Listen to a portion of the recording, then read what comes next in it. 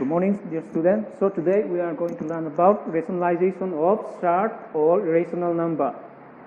When we are considered to rationalization of surd or irrational number, consider in enge surd, enge irrational number. He can say fear. Look on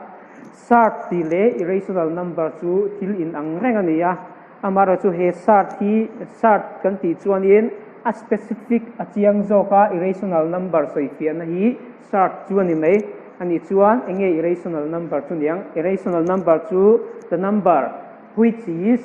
non-repeating, non-terminating. In so omzia chu irrational number kan ti chuan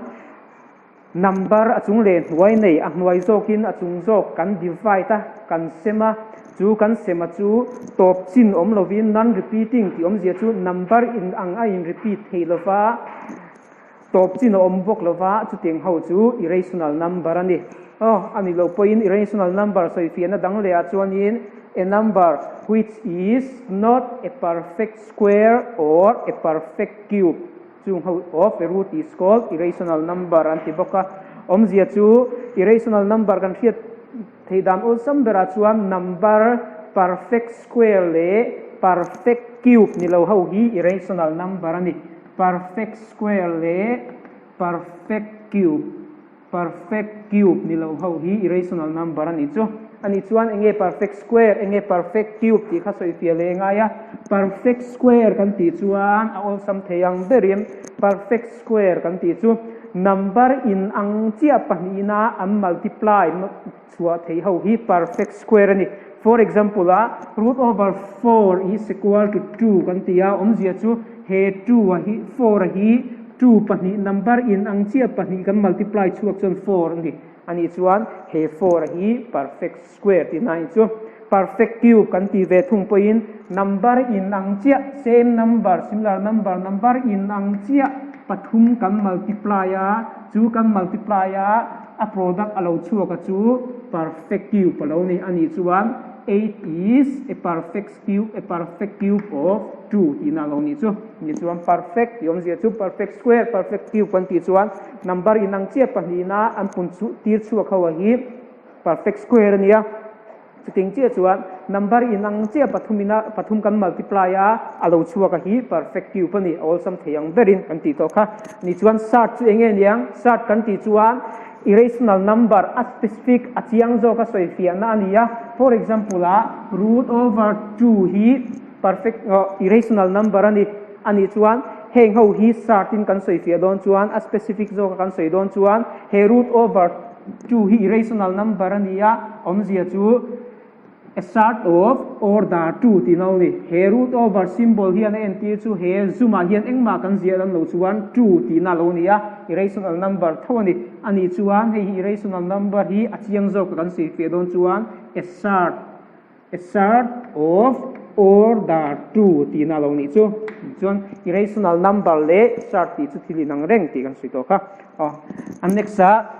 rationalization method of irrational number kan ti chuan irrational number ho denominator om ho hi rational number a siam tur ti na lo ni mai chumi kan siam don chuan rule pahni cheu kan ta langa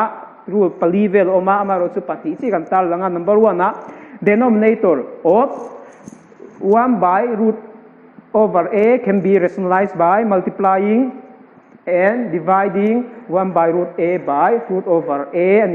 rule number 2 chuan denominator of 1 by a plus or minus root over b can be rationalized by multiplying and dividing 1 by a plus or minus b by a plus or b hi rule ania problem kan talanga kan soi fia phanga kan chiang mai turanga anga rule chu problem number 1 chuan textbook kan ne chuan in exercise 1.4 type ang chi kha lo ni le exercise 1.4 question number 3 kan bi ang chi ho kha nia kan soi to angin exercise mi hi chu kan ron chok du don lova he ta ke maina ka lo point out big ho kan chokanga exercise hi chu mania in lama kan lo cho turin kan da don ni question number 1 chuan 1 by root over 3 hei hi rationalization method in kan cho don chuan solution rule sa 1 by root a chu enge multiply tur kan ti kha multiplying and dividing 1 by root a by root over a by root over a kan ti to kha ani chuan hei kan cho don chuan solution 1 by root over 3 hi enge multiply tur kan ti chuan an hnuaia irrational number ang chia hian kan multiply anga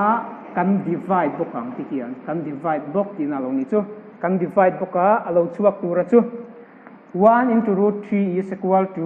root 3 and root 3 into root 3 is equal to 3 root 3 le root 3 kan multiply chuan 3 a chuak alo chuak chan chu kan soi to a kan soi non to lo meang video clip ma sa kan soi to kha ani chuan by using rationalization method 1 by root 3 hi rationalization method a kan cho chuan answer chu root 3 by 3 alo chuak tin alo ni chu.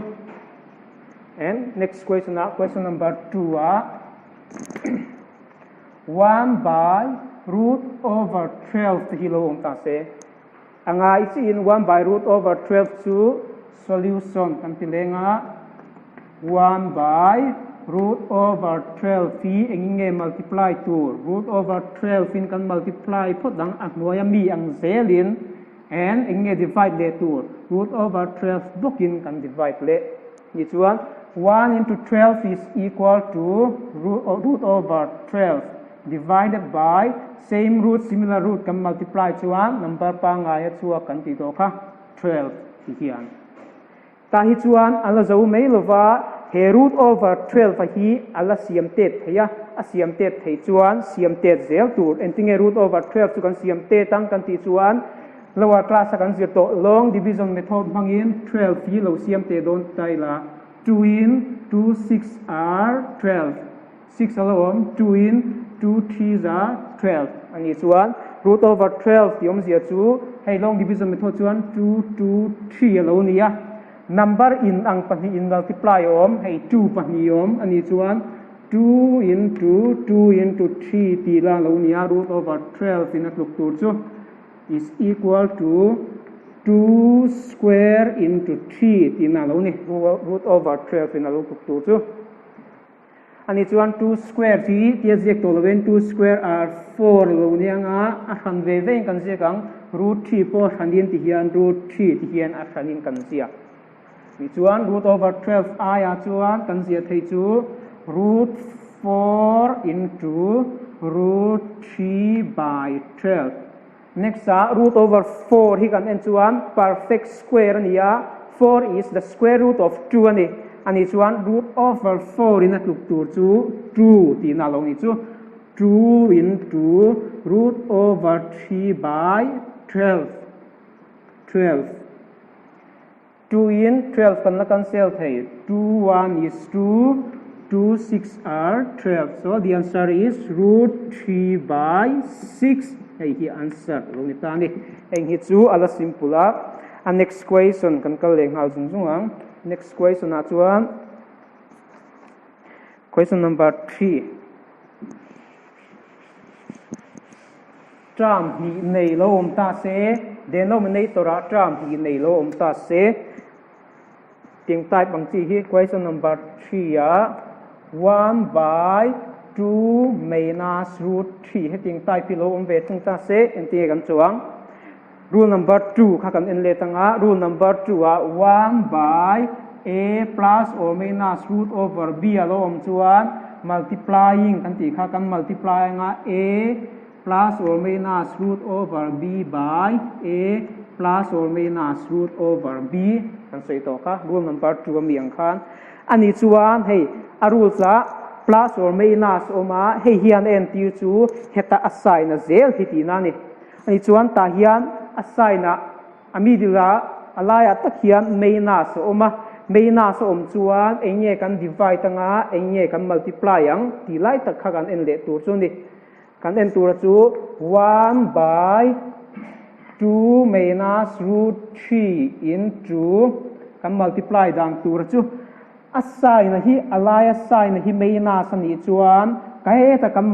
multiply na tur le kan divide na tur hi chu a opposite sign chi man ve thung tur true ania opposite sign of negative is positive ania ani chuan positive in ti hian kan multiply ve thung sting chi chuan a hnuai zawk pawh 2 plus root 3 ti hian kan multiply do multiply a next numerator kan multiply ang 1 into 2 plus root 3 chu 2 plus root over 3 alo chuak a hnuai zawk ve thung chu 2 minus root over 3 2 plus root over 3 hei hi alo chuaka he a hnuai zawk b ka hi chu algebraic identities mangin a chaw theia amaro tu na chuan algebraic identities kan la zir lo wangin algebraic formula chung ho chu kan la zir lo wangin a hma a video clip ma sa kan zir ang multiplication mang khan kan chok phot don ani chuan multiplication mangin kan chok phot dang a method bangin he hnuai zawk hi a chaw theia amaro chu a chaw theina formula algebraic identities chu kan la zir lo wangin kan la mang don lo ani chu a method pa ngai hemi chapter b ka kan chaw to video clip ma sa mi hau khan kan mang photang 2 plus root 3 ani chuan entian hnuai zawk kan chuang first number in the first bracket in second bracket multiply 2 plus root 3 chu tiang chi chuan angai chi in second number in the first bracket in second bracket 2 plus root 3 ti hian kan multiply liang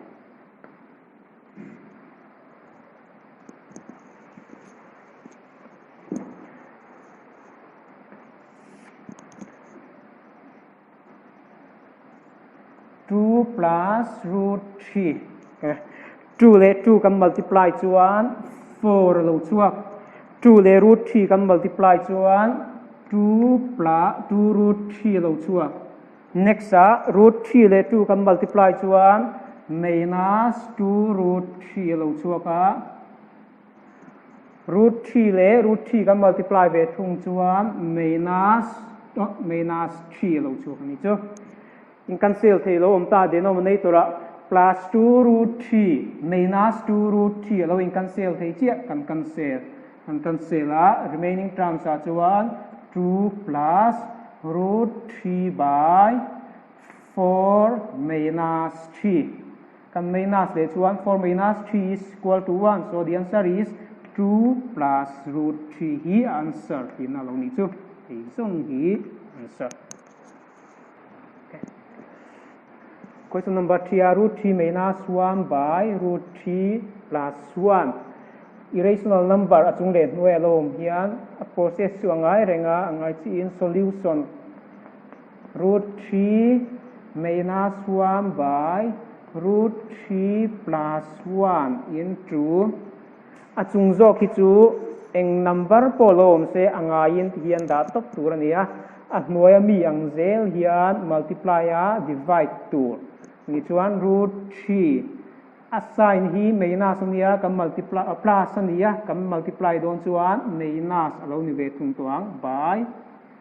root 3 minus 1 next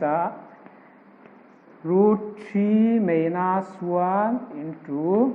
root 3 minus 1 root 3 plus 1 to root 3 minus 1 kan lo ne achung zawk le hnuai zawk hi kan soi tawng khan achung zawk po hi algebraic formula mangina da theia a hnuai zawk po da theia amai ro chu khang ho kha kan na zir lo wangin hemi chapter b ka chuan kan soi tawngin ahma kan chaw to ho bracket pani multiplication ang chi tir khang kan na chok ri don ni ente kan multiply ang kan ti chuan first number in the first bracket a chuan root 3 root 3 in second bracket kan multiply next minus 1 in root 3 minus 1 kan multiply le ting chia chuan a hnuai zawk po root 3 in root 3 minus 1 kan multiply plus 1 in root 3 minus 1 kan multiply vele root 3 le root 3 kan multiply chuan 3 lo chuak root 3 le 1 kan multiply chuan minus root 3 minus 1 into root 3 is minus root 3. 1 minus 1 to minus 1 is plus 1. At noi lam ve thung root 3 le root 3 chu 3 lo chuaka root 3 le minus 1 minus root 3. Next 1 into root 3 chu root 3. 1 minus 1 minus 1. Chung len noi in cancel thei lo hay root 3 le root 3 kan cancel thei. 3 plus 1 is 4. Minus root 3 minus root 3. Sign in nang ani wangin minus root 3 le minus root 3 kan bel chuan root 3 an coefficient a 1 ve oma minus 2 root 3 alo chua. Minus 2 root 3 by 3 minus 1 is equal to 4 minus 2 root 3 by 3 minus 1 is equal to 2. Hei hi ti hian du chuan answer hi kan da theya ma step khat ala chaw chun jom thei boka chu kan chun jom lo loang a chung jok numerator kan en chuan 4 le 2 om 4 le 2 hi 2 in a divide ve thei chu wang chuan 2 common a kan la thei 2 common a kan lak chuan 4 le 2 big hit 2 a kan divide chuan 2 common a kan lak chuan 2 in 4 chu 2 2 are 4 minus 2 into 2 1 is 2 1 chu kan siak lang to lo banga 3 by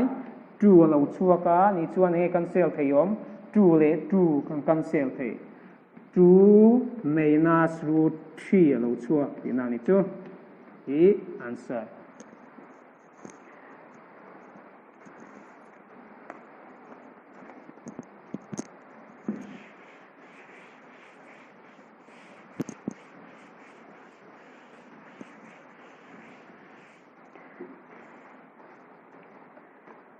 Okay, next question number 4. 3 minus 2 root 2 by 3 plus 2 root 2. Kan en le don. Solution. 3 minus 2 root 2 by 3 plus 2 root should be 2. Root 2 kan multiply chuan denominator a middle term ma sign a middle sign chu plus ania kan multiply don chuan he plus minus lo ni toang 3 minus 2 root 2 by 3 minus 2 root 2 lo chuak kan multiply 3 minus 2 root 2 3 minus 2 root 2 into 3 plus 2 root 2 3 minus 2 root 2 okay. Angai chi in kan multiply le don 3 in second bracket 3 into 3 minus 2 root 2 minus 2 root 2 into 3 minus 2 root 2 3 minus 2 root 2 plus 2 root 2 3 minus 2 root 2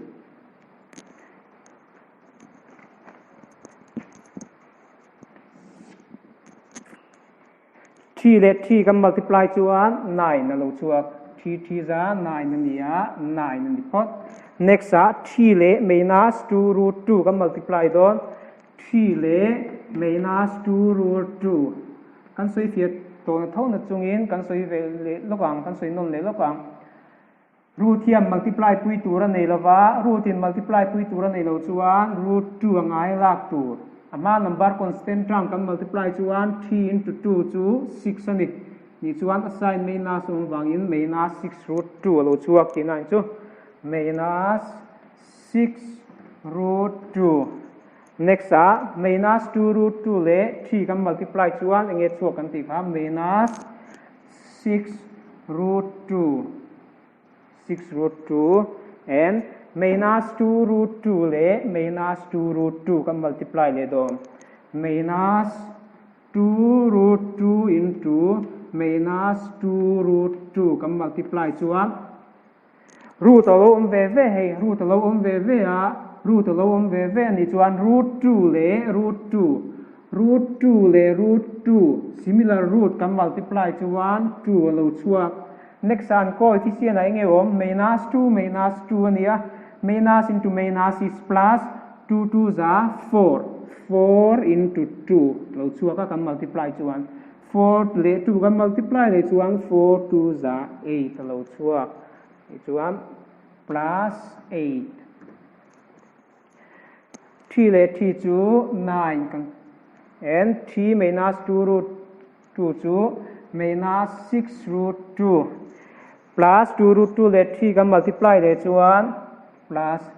6 root 2 and next 2 root 2 le 2 root 2 he ta kan multiply chuan nge lo chuak kha 8 ania he ve thum chu plus 8 thom 8 lo chuak he chu 6 root 2 sai na in nang lova kan cancel thei next number a chuan 9 le 8 kan bel chuan 17 lo chuaka minus 6 root 2 minus 6 root 2 in nang chia minus 6 root 2 minus 6 root 2 root 2 angain kan langa an coefficient te bel tur 6 plus 6 is 12 ania an sign minus ve ve ani wangin minus 12 ti na lo ni chu minus 12 9 plus 8 root 2 lo ji no 17 minus 12 root 2 by 9 plus 8 is equal to 17 and each one answer to 17 minus 12 root 2 by 17 minus 12 root 2 by 17 it's also he minus 2 sorry should be minus 9 minus 8 is 1 so the answer is 17 minus 12 root 2 he answer tin alone ito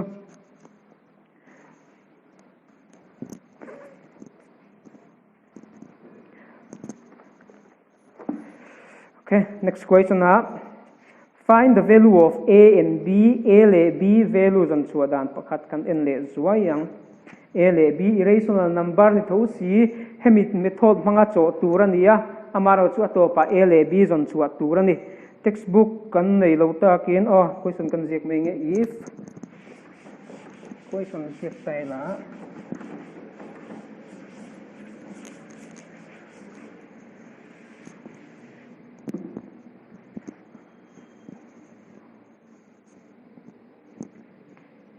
if a and b are irrational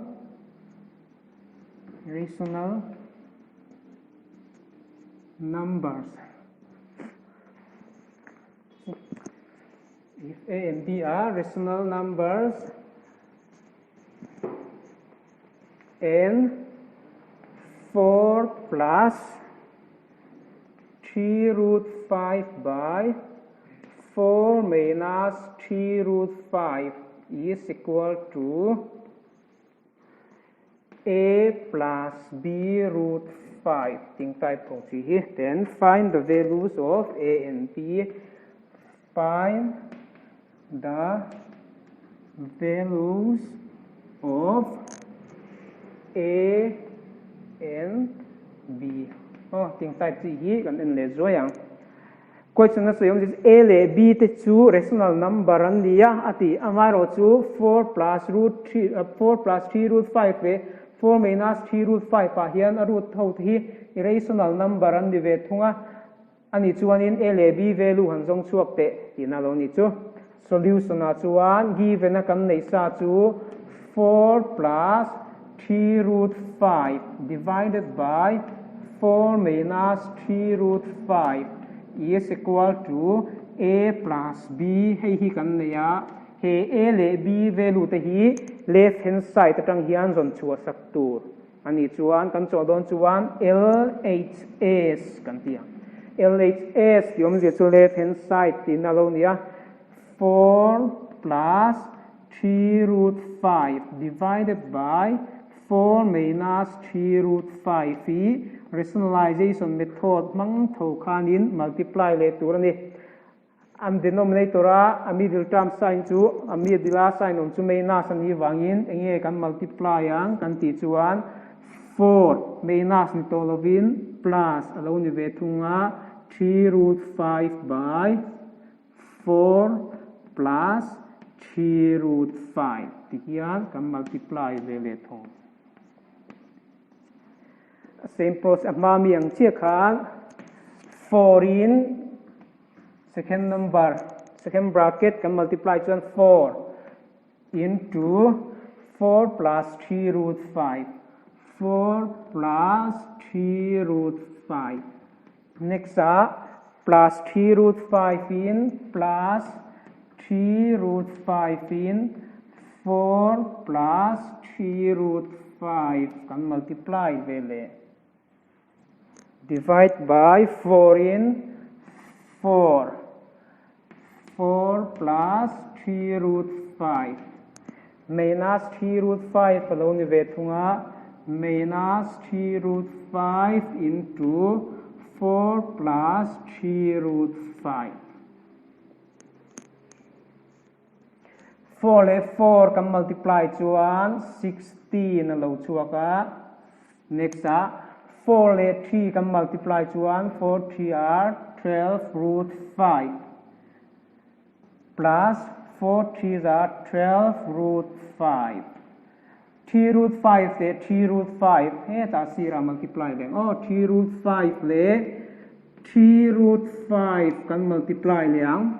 root 5 om ve root 5 le root 5 kan multiply chuan 5 alo chua next an coefficient multiply vele to 3 le 3 kan multiply chuan 3 3s are 9 ania 9 alo chuak le 9 le 55 kan multiply chuan 4 5 are 45 alo chuak tin ai chu plus 45 denominator po 4 into 4 is 16 plus 12 root 5 minus can multiply chuan 12 root 5 3 root 5 le 3 root 5 kan multiply chuan he ta kan multiply to hi 45 alo chuaka amai ro sta ve thung chuan he hi minus ania plus ani ve thung minus into plus is minus 45 in cancel thelo om denominator zoka plus minus ay nang chia kan cancel o samjong im 16 le 45 kan belang constant term 16 le 45 kan bel chuan 6 plus 5 is 11 4 5 6 61 plus 12 root 5 le 12 root 5 kan bel chuan 24 root 5 by anoi jok po 16 minus 45 assign na lawin ang lova assign lawin ang lo chuan minus 45 16 kan minus chuan 15 minus 6 to 9 alo nia 3 minus 1 to 2 minus 21 alo chuak minus 21 ti hian achung zo khi kan enanga 61 le 24 hian common factor an pahnias divide thei tu number an nei lova chu wang chuan common alak theilo chuan enti kan siam rem don hi lab value kan song chuak du sia kan siam rem dan tur chu 60 minus 61 by 29 tin kan sia khanga next 24 by 29 24 root 5 by 29 ti hian kan siam rem ani chuan left hand side kan chok zo ta right hand side a plus b value zon chuat tur kan ti to kha en ting a plus b value chu lo chuang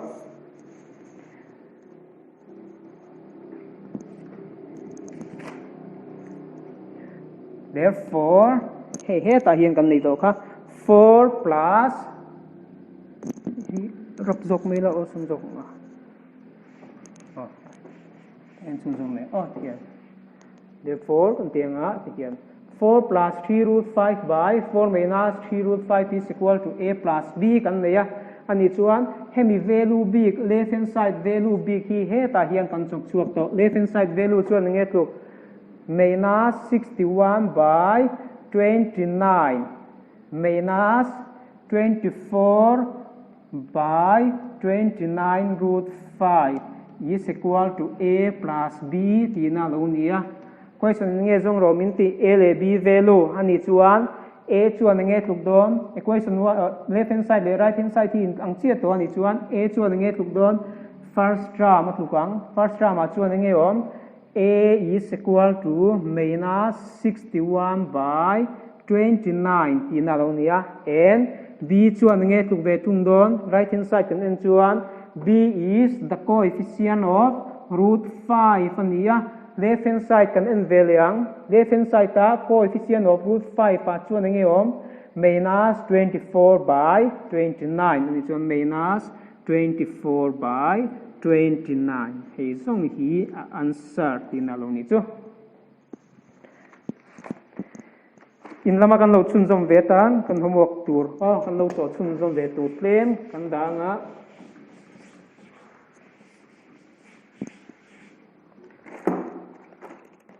number 1 1 by root 2 number 2 2 by root over 50 and number 3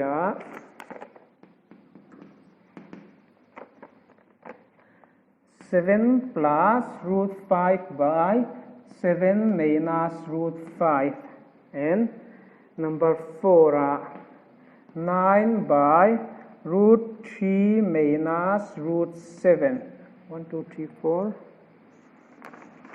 tama po naman and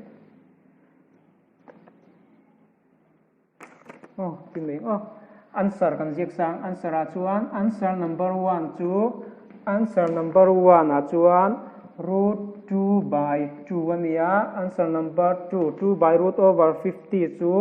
root 2 by 5 and answer number 3 chu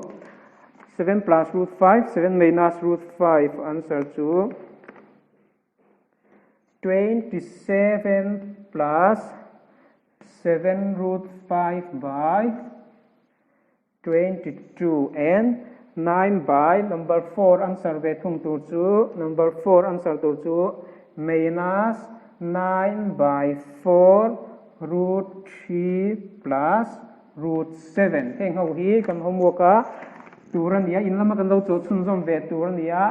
right hand side lam hi answer kan te sa ni chu kan dik le dik lo kan lo in check hal theinan hei hi in lama kan lo chun zom turan ya hei hi answer tinani textbook kan nei ani chuan question number 14 te 15 16 khang ho kha lo cho chun zom vek the ni that's all for today thank you